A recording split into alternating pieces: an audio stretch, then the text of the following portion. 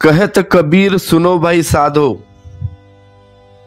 कबीर अपने हर वचन में कहीं ना कहीं साधो को ही संबोधित करते हैं। इस संबोधन को थोड़ा समझ ले, फिर हम उनके वचनों में उतरने की कोशिश करें। मनुष्य तीन तरह से पूछ सकता है। एक कुतूहल होता है, बच्चों जैसा, पूछने के लिए पूछ लिया बस। कोई जरूरत न थी, कोई प्यास भी न थी, कोई प्रयोजन भी न था, ऐसे ही मन की खुजली थी, उठ गया प्रश्न पूछ लिया। उत्तर मिले तो ठीक, न मिले तो ठीक, दोबारा पूछने का ख्याल भी नहीं आता। छोटे बच्चे जैसे पूछते हैं, रास्ते से गुजरते हैं, पूछते हैं ये क्या है पप्पा, ये क्या है, ये वृक्ष क्या है, ये पानी क्या है, ये सूरज क्या है, ये सुबह क्या है, ये रात क्या है। अगर तुमने उत्तर दिया तो कोई उत्तर सुनने के लिए उनकी प्रतीक्षा नहीं है। जब तुम उत्तर दे रहे हो तब तक वे दूसरा प्रश्न पूछते चले जाते हैं बच्चे। तुम उत्तर न दो तो भी कुछ जोर नहीं डालेंगे कि उत्तर दो। तुम दो या ना दो, यह असंगत है, प्रसंग के बाहर है। बच्चा पूछने के लिए पूछ रहा है, बच्चा केवल बुद्धि का अभ्यास कर रहा है। जैसे पहले दफा जब बच्चा चलता है तो बार बार चलने की कोशिश करता है, कहीं पहुंचने के लिए नहीं, क्योंकि अभी बच्चे की क्या मंजिल है। अभी तो चलने में मजा लेता है, अभी तो पैर चला लेता है, इसलिए ही बड़ा प्रसन्न होता है, नाचता है कि मैं चलने लगा। अभी चलने का कोई संबंध मंजिल से नहीं, अभी चलना अपने आप में ही अभ्यास है। उसके बोलने में कोई अर्थ नहीं। पूछना जब सीख लेता है तो पूछने का लिए पूछता है, पूछने के लिए पूछता है बस। पूछने में कोई प्रश्न नहीं, सिर्फ कुतूहल है।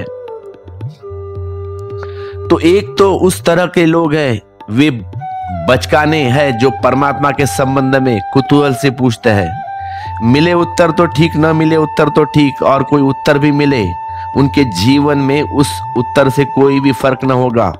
तुम ईश्वर को मानते रहो तो तुम वैसे ही जियोगे, तुम ईश्वर को न मानो तुम भी वैसे ही जियोगे। यह बड़ी हैरानी की बात है कि नास्तिक और आस्तिक के जीवन में कोई फर्क नहीं होता। तुम जीवन को देख के बता सकते हो कि यह आदमी आस्तिक है या नास्तिक नहीं। तुम्हें पूछना पड़ता है कि क्या आप आस्तिक है या नास्तिक। के व्यवहार में रत्ती भर भी कोई फर्क नहीं होता। वैसे ही बेईमान यह, वैसा ही दूसरा है।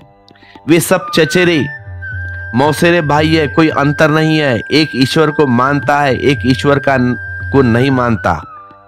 इतनी बड़ी मान्यता और जीवन में रत्ती भर भी छाया नहीं लेता, कहीं कोई रेखा नहीं खींचती। दुकानदार में वह उत्तर ही बेईमान है जितना दूसरा, बोलने में उतना ही झूठा है जितना दूसरा। न इसको भरोसा किया जा सकता है न उसका। क्या जीवन में कोई अंतर नहीं आता आस्था से? तो आस्था तो दो कौड़ी की है, तो आस्था कुतूहल से पैदा हुई होगी, वह बचकानी है। ऐसी बचकानी आस्था को छोड़ देना चाहिए। सबसे सतह पर है कुतूहल, दूसरे थोड़ी गहराई बढ़े तो जिज्ञासा होती है। कुतूहल के ऊपर जिज्ञासा। जिज्ञासा संपूर्ण कुतूहल के लिए नहीं, उत्तर की तलाश है, लेकिन तलाश बौद्धिक है, आत्मिक नहीं है। तलाश विचार की है, जीवन की नहीं है। जिज्ञासा से भरा हुआ आदमी निश्चित ही उत्सुक है और चाहता है कि उत्तर मिले, लेकिन उत्तर बुद्धि में संजो लिया जाएगा, स्मृति का अंग बनेगा, जानकारी बढ़ेगी, ज्ञान बढ़ेगा, आचरण नहीं, जीवन नहीं। उस आदमी को बदलेगा नहीं, वह आदमी वैसा ही रहेगा, ज्यादा जानकार हो जाएगा। जिज्ञासा पैदा होती है बुद्धि से। फिर तीसरा तल आता है जिसको मुमुक्षा कहा है। मुमुक्षा का अर्थ है जिज्ञासा सिर्फ बुद्धि की नहीं, जीवन की है। इसीलिए नहीं पूछ रहे हैं कि थोड़ा और जान ले, इसीलिए पूछ रहे हैं कि जीवन दांव पर लगा है, इसीलिए पूछ रहे हैं कि उत्तर पर निर्भर होगा कि हम कहां जाए, क्या करें, कैसे जिए, क्या प्यास। आदमी पूछता है पानी कहाँ है, यह कौन है, यह कोई जिज्ञासा नहीं। मरुस्थल में तुम पड़े हो, प्यास जगी है और तुम पूछते हो पानी कहाँ है। उस क्षण तुम्हारा रोआ रोआ पूछता है, बुद्धि नहीं पूछती। उस क्षण तुम यह नहीं जानना चाहते कि पानी का वैज्ञानिक परिभाषा क्या है।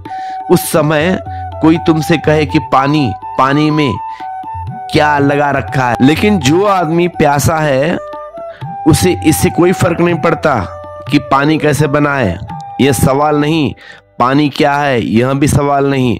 यह कोई जिज्ञासा नहीं है कि पानी के संबंध में जानकारी बढ़ाने के लिए। यह जीवन दांव पर लगा है। अगर पानी नहीं मिलता घड़ी भर और तो मृत्यु हो जाएगी। पानी पर ही जीवन निर्भर है। मृत्यु और जीवन का सवाल है। मुमुक्षा का अर्थ है जिज्ञासा केंद्र पर पहुंच गई। अब हमारे लिए सवाल ऐसा नहीं है कि ईश्वर है या नहीं। पूछ लिया बच्चों जैसा या पूछ लिया दार्शनिकों जैसा एक बुद्धिगत सवाल, बुद्धिगत उत्तर खोजने में लग गए, शास्त्र में गए। जिसको प्यास लगी है वह शास्त्र में नहीं खोजेगा कि पानी का स्वरूप क्या है। जिसको प्यास लगी है वह सरोवर चाहता है, नदी चाहता है। जिसको प्यास लगी है वह ऐसा ज्ञानी चाहता है जिसको पीकर वह अपनी प्यास बुझा ले। ज्ञान नहीं चाहता, ज्ञानी नहीं चाहता, ज्ञानी को चाहता है। मुमुक्षा गुरु को खोजता है, जिज्ञासा शास्त्र खोजता है, कुतूहली किसी से भी पूछ लेता है। तो कबीर उसको साधु कहते हैं। कहत कबीर सुनो भाई साधु, जो मुमुक्ष है। इसीलिए उनका हर वचन इस बात को ध्यान में रखकर कहा गया है कि सुनो भाई साधु। साधु का मतलब है जो साधना के लिए उत्सुक है, जो साधक है। जो साधु का अर्थ है जो अपने को बदलने के लिए तैयार है, शुभ करने के लिए, सत्य करने के लिए आतुर है, जो साधु होने में उत्सुक है। साधु शब्द बड़ा अद्भुत है, विकृत हो गया बहुत उपयोग से आज के जमाने में। साधु का अर्थ है साधा, सरल, सहज। साधु शब्द ही बड़ा भाव भंगिमाय है और सीधा साधा सरल सहज यही साधना है। इसलिए कबीर कहते हैं साधो सहज समाधि भली। सहज हो रहा है, सरल हो रहा है। थोड़ा समझ लेना जरूरी है यहाँ पे, क्योंकि हम बहुत से लोग को जानते हैं जो सरल होने की चेष्टा में बड़े जटिल हो गए। सरल होने की चेष्टा में चले थे और उलझ गए। सरलता के खोज में निकला हुआ आदमी भी जटिल हो जाता है। कहीं कुछ भूल हो रही है, सरलता को समझ नहीं गया, ना पाया समझ। सरलता का अर्थ यही है कि तुम सहज हो जाओ, सहज होकर क्षण क्षण जीने लगो। अनुशासन से नहीं, क्योंकि अनुशासन तो जटिलता होगी। जब भूख लगे तब खाना खा लेना, जो मिल जाए उसे चुपचाप स्वीकार कर लेना। जब नींद खुल जाए तब ब्रह्म मुहूर्त, जब नींद लग जाए तब परमात्मा का आदेश समझना और सो जाना। और जब नींद खुल जाए तब उसका आदेश समझकर जग जाओ। अपनी तरफ से कुछ भी मत करना, उस पर ही छोड़ देना जो तेरी मर्जी, क्योंकि तुम कुछ भी करोगे तो जटिलता खड़ी हो जाएगी। तुम जो भी करोगे मन से ही करोगे, और मन जटिलता का यंत्र है। वह उसी से उपद्रव निकाल लेगा। फिर उपद्रव बढ़ जाता है, बढ़ता चला जाता है, फिर उसका कोई अंत नहीं। और जिनको तुम साधु कहते हो वे साधु कम और असाधु ज्यादा है, क्योंकि साधु का मूल अर्थ है सादगी, सीधापन। लेकिन अब ये खो गया है। हमने सादगी के दूसरे ही अर्थ कर लिए। सादगी का हम मतलब लेते हैं कि जो आदमी एक ही लंगोटी पर रहता हो वह सादगी। लेकिन जो आदमी एक ही लंगोटी पर रहता हो उसका आपको पता है क्या?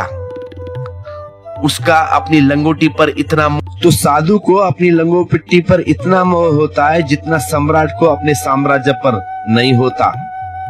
होगा भी, क्योंकि अब मोह को और कोई जगह नहीं बची। सारा मोह लंगोटी पर लग जाएगा फिर। लंगोटी और साम्राज्य का कोई सवाल नहीं है, सवाल है मोह का। सम्राट का मोह तो विस्तीर्ण होता है, बड़ा होता है। भिखारी का मोह संकीर्ण होता है, एक ही जगह केंद्रित होता है। और अगर कोई गौर से देखे तो पाएगा कि भिखारी का मोह ज्यादा खतरनाक होता है, क्योंकि अनबटा है, अनबटा होता है, घना होता है, सघन होता है। एक ही चीज पर सब दाव पर लग गई। अब लंगोटी खो जाए तो भिखारी आत्महत्या कर लेगा, क्योंकि वह सब कुछ था उसके लिए। ऊपर से देखने पर लगता था कि सादगी, लेकिन सादगी के पीछे बड़ा जटिल छिपा है। कबीर साधु उसे कहते हैं, सच में ही सीधा साधा।